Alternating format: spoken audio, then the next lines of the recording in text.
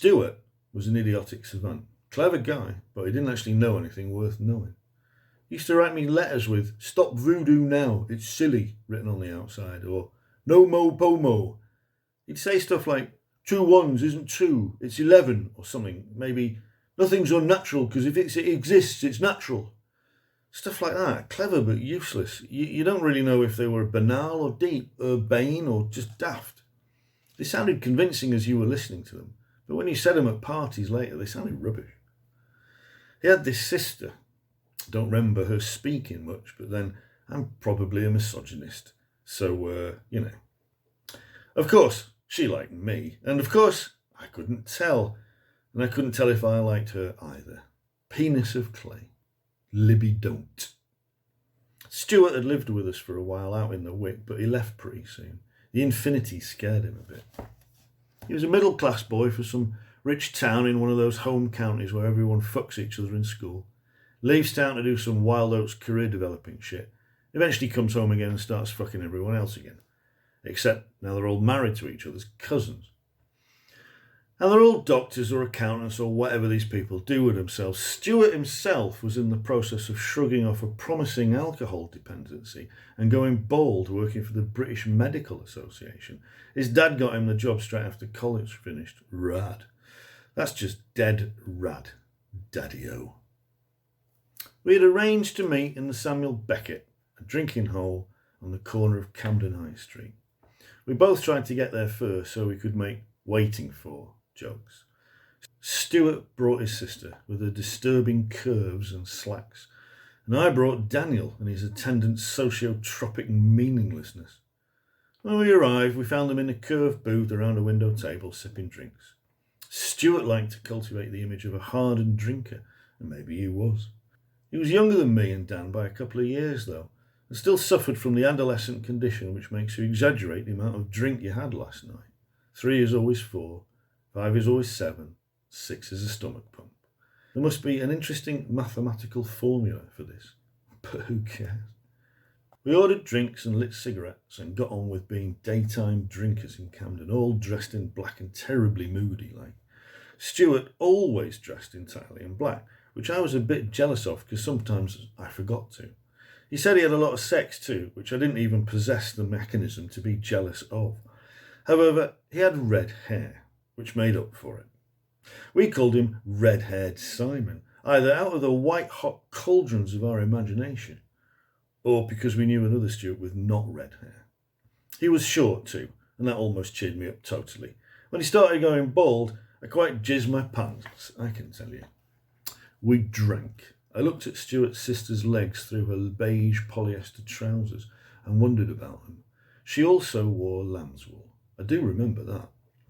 The sun was pretending to exist in a burst of mad ambition, and some of it dragged itself through the pollution and the rain and the clouds, and lit upon the pub window where it died without complaint.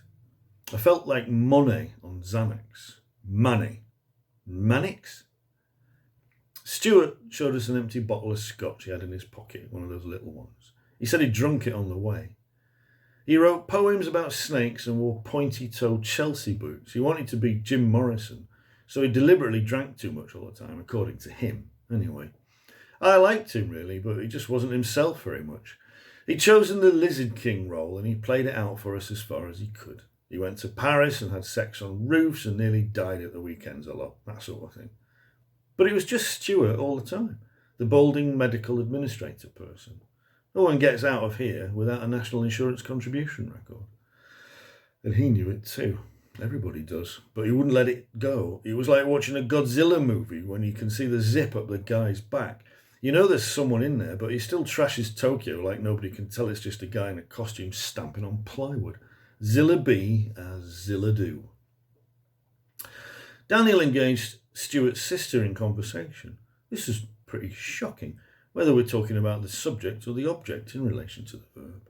Me and my beer, we had another interaction thing going, much simpler. Dan turned to me.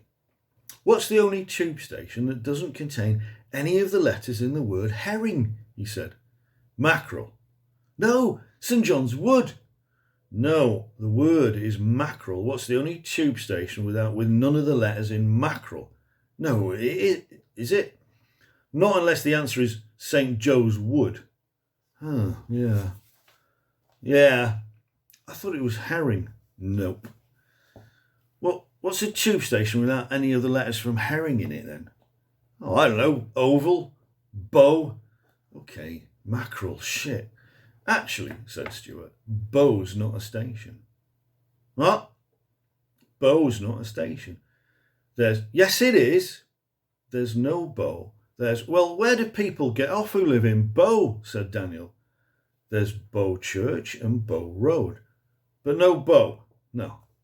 Huh. So? Like Bow Bells, Bow Church, Stuart's sister. Great question. Moving on. There's other stations anyway with no letters from mackerel in them. Anal. Me, jealous, because he's going to be right. Twat. Wood Siding and Wootton. No letters from mackerel there. What are they? They're closed stations. They don't use them anymore. Daniel thinks they still use closed stations. No, you looked it up. Yeah, told you. Useless but clever. Wood Siding and Wootton. Try telling that to chicks at parties and see if they want to see your mojo rising. We left the pub and crossed the road. A one-armed Irish drunk was doing press-ups outside the tube. His grinning mates were so pissed they probably thought he had two arms. It was raining a bit, but the pretend working classes of North London were determined to see it out. It was Sunday. Camden Lock was open, as well as the regular market, so you could buy soggy second-hand books and cack photographs along with the usual gothic rags. I put my fake Ray-Bans on. I'd bought them because I liked Miami Vice, but I could pretend it was because of ZZ Top from years before. In those days, the science of plastic sunglasses wasn't exactly developed. Mine were solid, black, and impenetrable by any light. Ray Charles would have wondered who put the lights out if you put them on. When I tried to get all the way to college on the tube without taking them off, I nearly killed myself, they were so dark, walking into things, stepping off the platform, singing What I'd Say, etc. But they were de rigueur for daylight cool in Camden with the urban bourgeoisie. Oh yeah, totally D and totally rig. Everybody was wearing them then. That day in Camden Market, the whole street was wearing them. It was like a photograph of a 3D cinema audience in the 50s, all polka dot skirts and wide-tipped collars, everyone wearing those white-framed cardboard sunglasses and smiling with their heads tilted back like in a nuclear blast, except everyone in Camden was dressed in black from head to toe and slouching. This is the one moment in my whole life I felt I fitted in socio-ideologically. Me and Dan and Stuart's sister walk up the road from the tube to the canal, which is really a moat around Primrose Hill to keep people like us out. Dream of Primrose Hill then, where they have pubs with real jazz and wine in glasses, and women who aren't Irish or prostitutes or both. We walk past the market touting black schmutter, rubbish LPs and a very sour impression of the world. Between us, we already have all they can offer.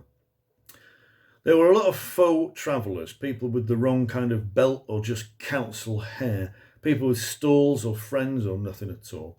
There were two muddy bikers having a slow-motion fight in a puddle. It looked like they were thinking about something else. That was it. You went to Camden Market to fit in with all the other outsiders. Walk around in the rain, mildly hating everything. You went into bad pubs and pretended you were a bit with-nail, but tried not to bump into people, especially the Irish, who might have started drinking early and could kill you if they felt like it. Then you went home later. It was a major scene if you had no money or wit.